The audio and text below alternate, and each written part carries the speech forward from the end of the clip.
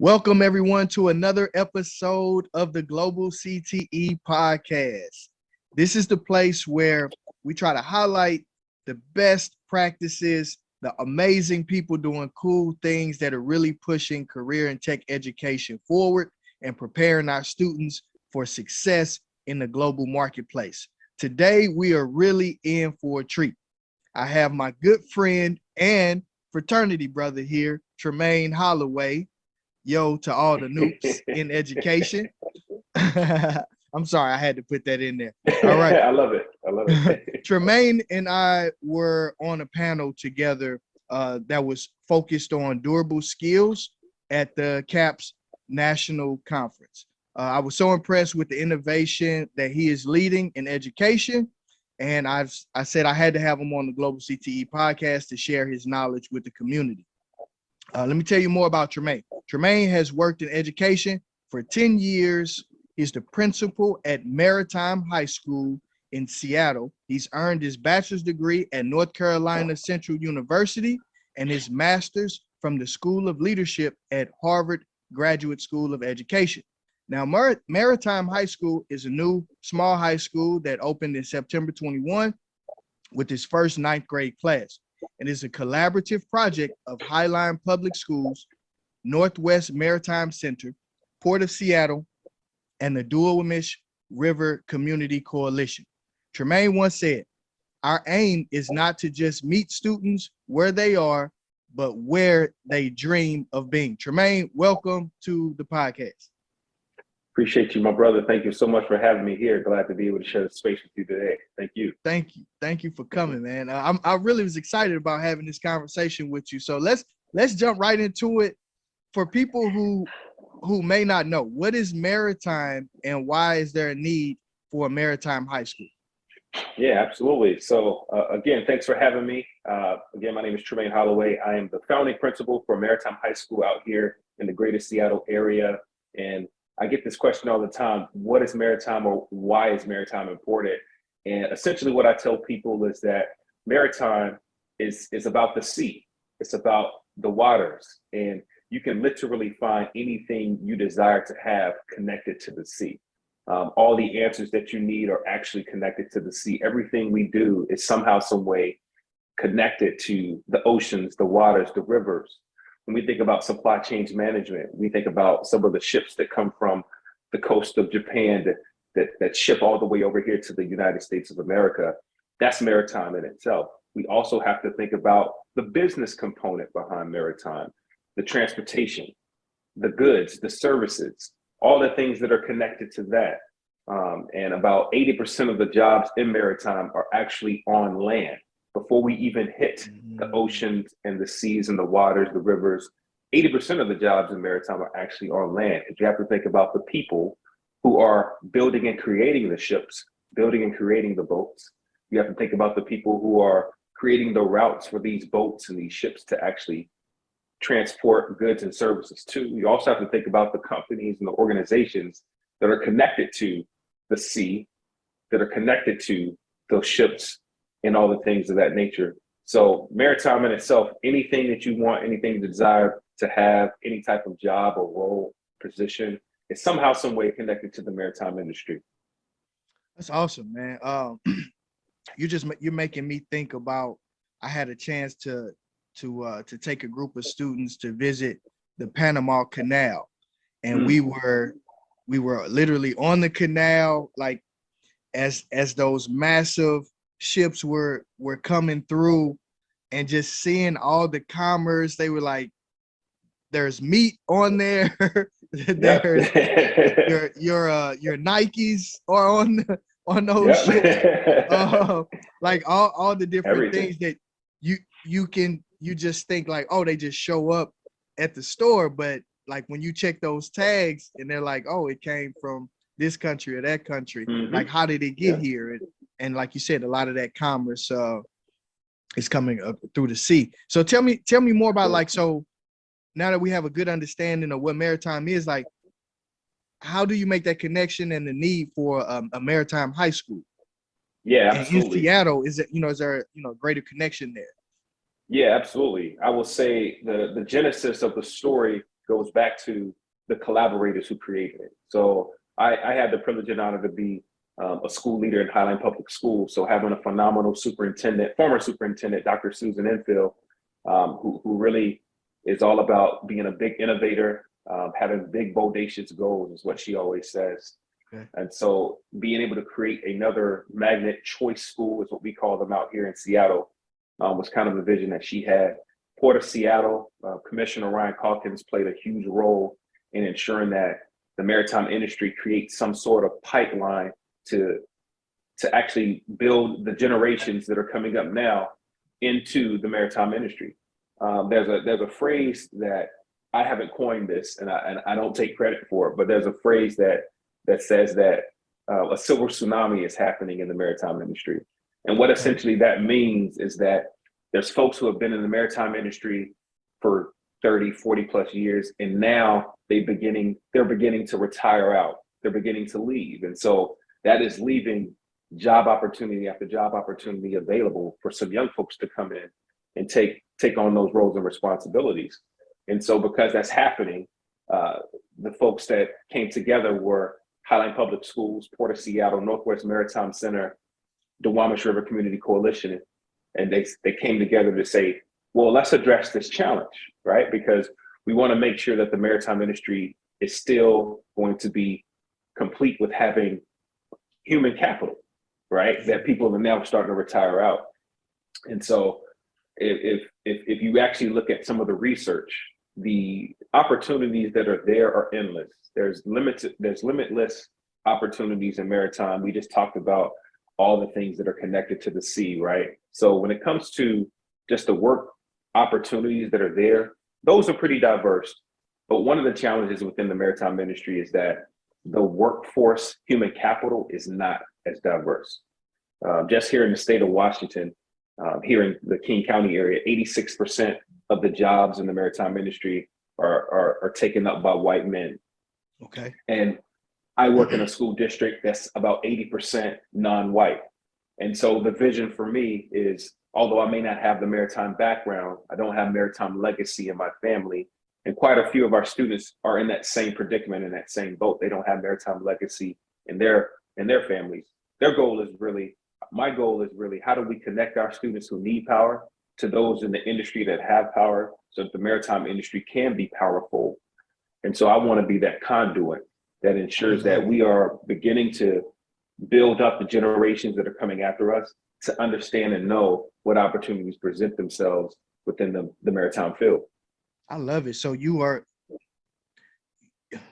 creating the space and the opportunity to add more diversity into the maritime industry by introducing it to these kids early, as well as there's a clear need for it. So like I did some research, and I saw that in King County, which is in your direction, they said there were provides about 19,000 jobs that pay on average of 82,000 a year.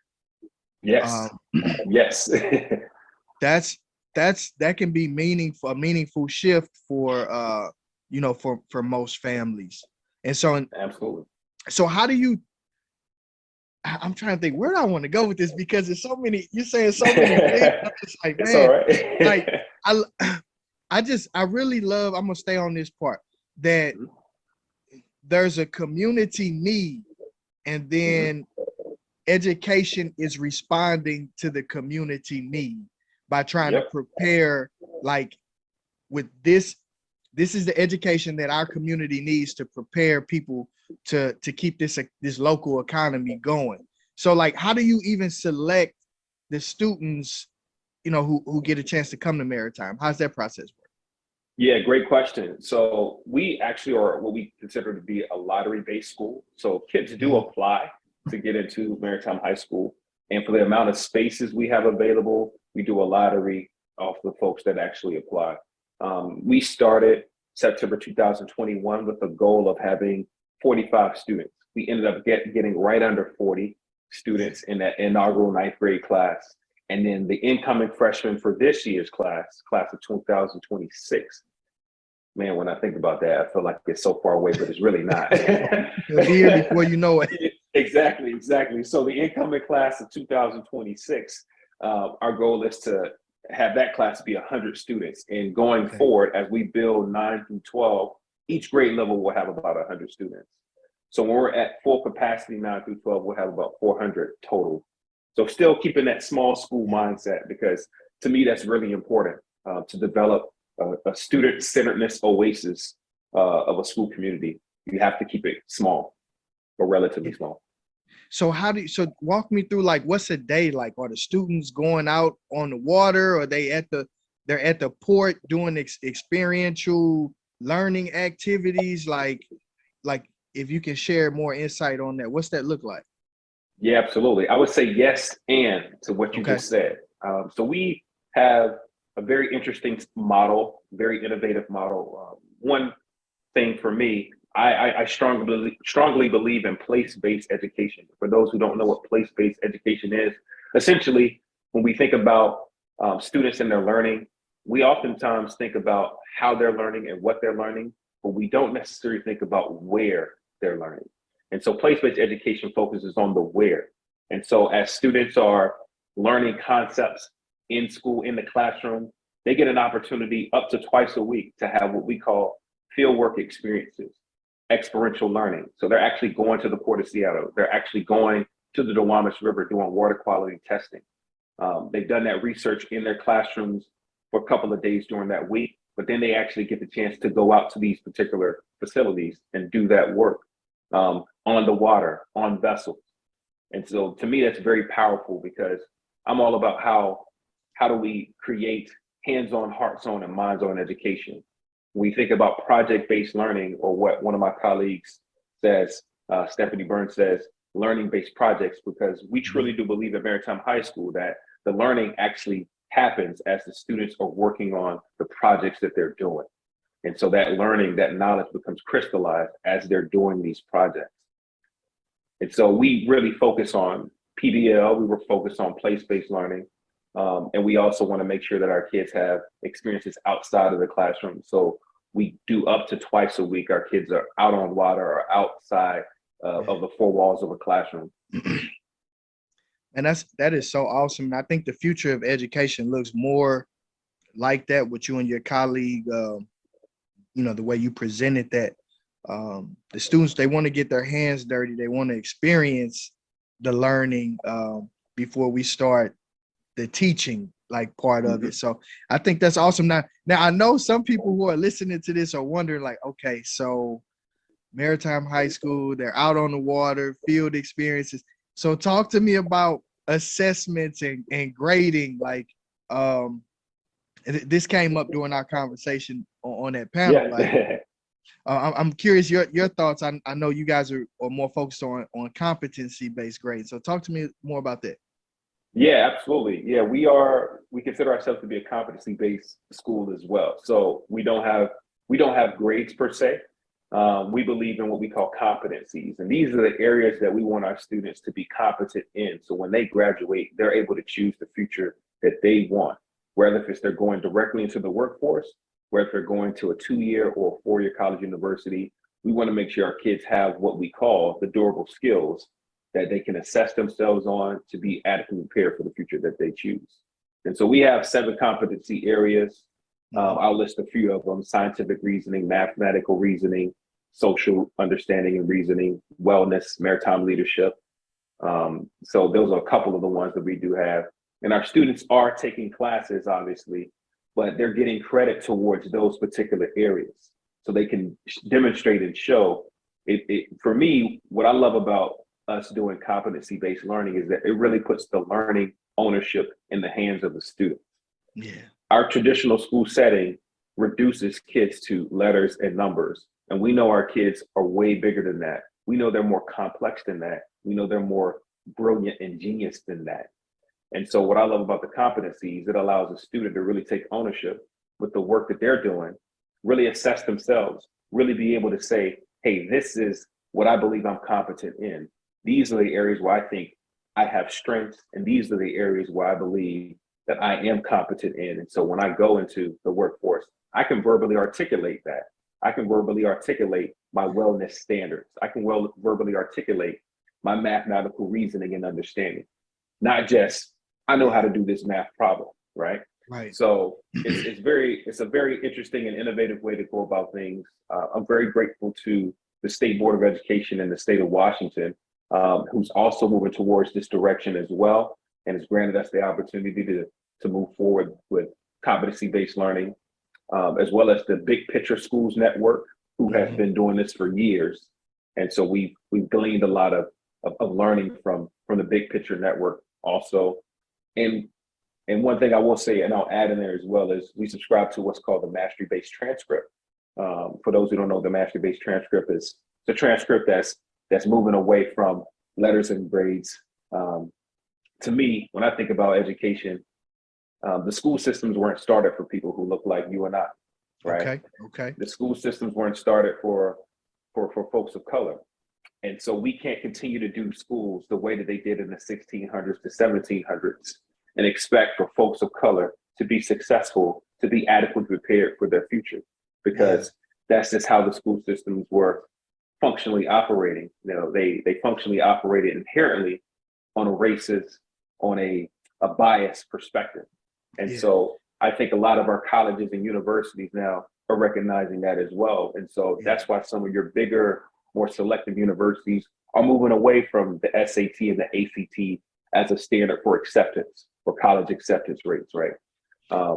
Talk to me more about the mastery-based, how do you call it? Mastery-based report card? Is that what you just said? Is that Mastery-based transcript? Mastery-based transcript. So tell me, can you share more? Like, what does that look like? So someone can visualize it. Absolutely. So essentially, the Mastery-Based transcript is, we have, like I said before, we have competency. So we have our 7 areas that we are quote unquote grading our kids, making sure that they're being assessed on.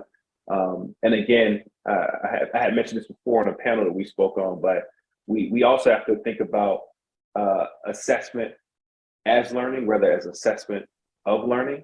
When we think about assessment of learning, that's when we teach a content, we teach a chapter or a unit, and then at the very end, we give a test, or we ask the student to write a report or some sort of essay. But we have to shift that mindset to assessment as learning. And so kids in our building have an opportunity to share their learning through the projects, through the conversations that they're having with folks in the community, the stakeholders, the local legislators. When we're talking about sustainable energy, when we're talking about all the different water quality and conservation work, they're using that as assessment as learning. And so instead of getting that A in English or humanities or social studies, they're able to articulate and say, hey, I deserve to have credit in social studies because I was able to convince our local legislator that we have an issue when it comes to using sustainable energy and water quality, right? I had that conversation, and I also have the documentation to back that up. And so what I like about Mastery-Based transcript is that it allows a student to upload those documents. It allows them to upload that as the content or as the quote unquote credits that they're getting for their school. So you track that for each student, like a student has that conversation, they address an issue, you know, they're self-advocating or doing something like that. They upload that into what? Something that you all oversee at the school level, or is how that works? Yep. So it's uploaded into the actual system. So Mastery-Based transcript is actually a electronic platform that kids actually have access to. So they're actually submitting what you would call some sort of assessment of their learning to this portal. So it becomes more of a portfolio-based transcript rather than just letters and numbers. So it's exciting. That's where I was going to go. So like year 1, year 2, year 3, year 4, they're doing all of these activities, engagements, learning experiences, and documenting their journey. So when they do graduate, they can come to an employer, a maritime employer, and say, you know, these are the things that I've done, the competencies I have, the experiences, and here's the documentation to back it up. Is Exactly. That's where we're moving toward, to say I am qualified for said job position or career path. Is that how you see it? Absolutely. You're spot on with that. Again, it goes back, grades don't necessarily tell us that. It just gives us an assessment of learning, but assessment as learning is really saying, hey, like, I've mastered these Algebra 1 standards because I was able to showcase and do this research that show that I had to do linear regression, that show that I had to do some sort of exponential expression within this work. So it's exciting, man. It's really just that personalized learning on another level, and it's really student-centered. And kids are just motivated because they know that their work is not going in vain. They're not just taking tests, right? Yeah, and it really, like you said, it personalizes the learning. It documents the learning versus like, oh, I have an A in this class, but I don't know what, that doesn't really tell me anything. Like, what can you do? Like what have you demonstrated competency in? I really love that. And then it also, what you just said too, it helps to level the playing field, for minority students or for students of color who, like you said, the traditional education system was not built to support those students. And knowing that we live in such a diverse, America is such a diverse place. So, providing that equity piece to it. So when you're sharing, I'm curious, when you're sharing that with like other school leaders in the city or across the country, like, what are they saying to you? Like, man, like, how you doing this? Like, because it's just so on the front end. Everything you're doing is so progressive. It's on the front end. Yeah. They say the same thing you're saying, right? like how are you making this happen? It takes a team. I can't take all the credit for the work we've been doing at Maritime High School. We have some very innovative educators and leaders on staff who I put a lot of trust and value in, and they add value to our students' lives. They believe in the concept. They believe in the progressiveness of competency-based learning. And then we also have a community of stakeholders who believe in it as well. And I think it really does take the team, right? It can't just be me as the leader carrying the entire vision. It has to be me carrying the torch and then allowing other people to be on board with that torch as well and help me carry it also. And so it really takes a team. It really takes folks who are committed to equity. It really takes folks who are committed to excellence. And it takes folks who are committed to entrepreneurship. Because essentially the work we're doing, creating and building a brand new school from scratch, that's innovative, that's literally going to transform the maritime industry from a diversity, equity, and inclusion perspective, you have to be an entrepreneur. So I'm not just a principal, I'm also a community advocate. I am also a talent acquisitionist. I'm also a recruiter. I'm also somebody who is doing community relations and communication relations. So it really takes people who are not only just about the work of schools, but also the work of the community and being those thought leaders and change agents that we need in the future. Thank you for the work that you are doing in being a leader in that way, in so many different ways. I want to ask you about, go back to the competency-based grading stuff. How do you introduce that? What do you think is a starting point for maybe a CTE director is listening to this, or a school leader is listening to this? What do you think is a good starting point or resource to better understand how to first steps in implementing competency based grading? Yeah, totally. Well, I would say for us, it was making sure that we knew that our state school board was on board with it, right? Okay. Or had some innovative and progressive leaders on board. I think that was the main thing that we had to do first. Obviously, I think I had mentioned Big Picture Network. So we have a Big Picture school in our Highline Public Schools as well, who's been doing this for a while. And so just knowing that there's folks who are out there that have that vision of equity, that have that vision of doing something innovative and creative, and something that's going to benefit our students, right? And the definition of insanity is simply that we can't continue to do the same thing and expect different results, right? So if we want our kids to be adequately prepared for the future that they choose, we have to do things differently than the way that school systems were started.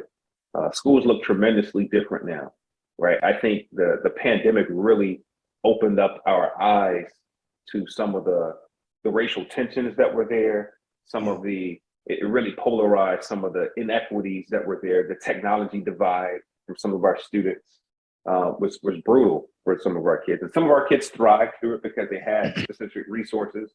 And some of our kids actually had some challenges with that. And so I would just say for the CTE directors that are out there, for the folks who are moving into that competency-based or trying to move towards competency-based, think about what you desire your future workforce to look like. Yeah. That's one of the things that's really important. For us, it's about, we want the future workforce to be able to have social understanding and reasoning. So that's why that's a competency for us. We want our future workforce, our students, to be able to thrive with wellness, understand their mental health is important, and also understand that their physical health is important. We know kids take physical education courses as a requirement, ours do too, but what does it actually mean? Are you doing that just to take the class, or are you doing that to create a lifestyle of health and wellness? And so really start thinking about some of the things you want your future workforce to inspire to be like. Use those as the durable skills, use those as the competencies, and also think about how and where you want your students to be. One of the things that we decided to do was we created what's called project design work groups. And these are folks, it's about 35 individuals, 30 or 40, I believe, who are actually in the maritime field, in the maritime industry, that help our teachers develop not only the competencies, but also the projects that our kids are working on. So while they're doing these projects, they're actually learning the habits of minds, the tools, the resources that they need to be prepared for the maritime industry. And I would argue that those habits of minds, those tools and resources not only will work in the maritime industry, they'll work in any industry, right? Because we're really just preparing our kids to be the change agents that we want in the future. I love it, man. Like, man, Tremain, I swear I could talk to you for hours, man. Like, you have me so inspired. And I know this is going to be one of the most inspiring episodes for those who are listening. I want to shift and talk about you a little bit, man. Like how? Yeah, of course. So Tremain, you worked in education 10 years, administration, leadership for 7. Like what got you excited about choosing education as your career path? And I'm trying to go somewhere with this in terms of the equity piece of how do we get more African-American males excited about moving and working into working in the education space? Yeah, absolutely. So I'll share a little bit of my story. It might help with this question. So I'm originally from Rocky Mount, North Carolina, born and raised. My mother was an educator for 39 years. She actually taught me when I was in high school, and she was a CTE teacher. Yeah, so she ran like FBLA and DECA back in the day. That was an interesting experience, I will say, to say the least. Oh man. My sister currently is in the education field on the elementary level. My dad was a deacon in the church that I grew up in. My grandmother was a community organizer during the civil rights movement. So she worked with people like Al Sharpton and Jesse Jackson during those times. Wow. So it was kind of ingrained in my blood that I would always be doing something to serve others or to help other people evolve. But for the longest time, I actually tried to run away from it. I had ambitions to be a professional athlete. I thought I was going to go to the NBA. As you can tell, that didn't work out. My senior year in high school, I actually broke my leg. And so a lot of the Division I college coaches, they stopped calling, they stopped recruiting me. But little did I know at the time that was a pivotal moment for me. My mother actually convinced me. And she always said the Negro College Fund slogan, "A mind is a terrible thing to waste, but a great thing to invest in." So she would always say that to me. So I always had good grades in school, because she was there also and she was pushing me, and she pushed me to apply for this the scholarship. I don't even know if it exists anymore, but it was a scholarship called North Carolina Teaching Fellows. And essentially, it paid a full scholarship for me to go to one of the public universities in North Carolina. And to repay it back, I had to teach for at least 4 years. Okay. So Okay. I went to North Carolina Central. I got to play basketball there, and I majored in mathematics. And when I graduated, I taught high school math for 4 years. Yeah. And so that was my thing. I was like, well, I'm just gonna do the 4 years, right, and then go do what I want to do. Yeah, exactly. Yeah. But the power of mentorship, and having an African American male mentor was very impactful for me, who was in education. I had a mentor of mine by the name of Dr. Ontario Wooden, who's actually he's no longer at North Carolina Central now as a dean, but he serves as a vice chancellor at Alcorn State now. Awesome. And yeah, and he saw something in me that I didn't see in myself, and he introduced me to this concept of positive peer pressure. And the way he did that was by telling me that I think you could be a phenomenal school leader. I need you to go to graduate school and get your master's degree. I will write you a recommendation letter, but it's only going to be for one school, and that school is Harvard University. And had it not been for him saying that to me, I probably wouldn't be able to tell you that I'm a Harvard graduate. And I knew that was really important for not only him, but it was important for me as well, because I needed to be the person that other young Black boys could look up to and see, hey, this is attainable, this is possible. So I'm just grateful for having great mentorship, great timing, great parents who pushed me into this educational field, because it really is a part of my passion, which I've said before, is helping other people evolve and serving others. So that's really how I got into the education field. Yeah. Wow, man. That's it. so mom was a CTE instructor. Man, you were destined to be great. You were destined to be on the front end here. I love it, but I'm gonna pull the takeaways that I just heard. I heard mentorship. Mm-hmm. You know, that's necessary. I also heard family support. You know, you did have, it sounds like you had a supportive environment, which is both. Sometimes we can't choose our environment, but it also sounds like you also sought out those people to try to find people who would add value. And I love that positive peer pressure, someone pushing you to be a man of achievement. I love that. Yeah, those are definitely some takeaways for anyone who's listening. Think mentorship, but then also the institutional support, where you said there was a scholarship, but you had to have that connection, that 4 year. They knew what they were doing. They got you in there, and so after 4 years, you'll realize this is where you're supposed to be. This is home. Absolutely. Well, man, thank you so much for this conversation today. It was very insightful. You shared a lot of great things around competency-based grading, connecting the education to the community needs, and personalizing it for these students to really prepare them for success in the global marketplace. My last question for you is, what's your vision for the future of career in tech education? That's a big question. What is my future for the vision of career tech education? I would say, I will end by saying this, that we prepare our future students and prepare our youth now for the future that we desire to have.